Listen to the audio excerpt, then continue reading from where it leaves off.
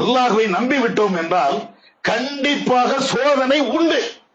சோதனை இல்லாமல் எந்த மூமினும் சொர்க்கம் போக முடியாது. மூமின் என்றால் அவன் சோதனையை சிறிதளவோ பெரிய அளவோ கண்டிப்பாக சந்தித்தே தீரணும். அதான் அல்லாஹ் குர்ஆன்ல சொல்றான், அஹஸிபன் நாசு அன் யுத்ரகு அன் யகூலு ஆமன்னா வஹும் லா யுஃப்தனூன்.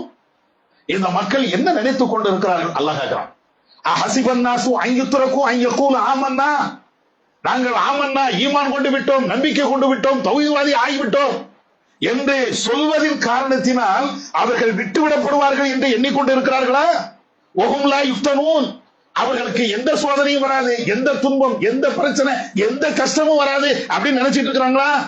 அப்படி சொல்லிட்டு அடுத்த வசனத்துல அல்லாஹ் சொல்லுவான், சூரத்துல் அன்கபூத்ல, வலகத் ஃபதன்னல்லதீன மின் கப்லிஹிம், அவர்களுக்கு முன்னால் எத்தனையோ சமுதாயம் போயிருந்தார்கள், மூமின்கள் வாழ்ந்திருந்தார்கள், அத்தனை பேரையும் சோதனைக்கு உள்ளாக்கும்.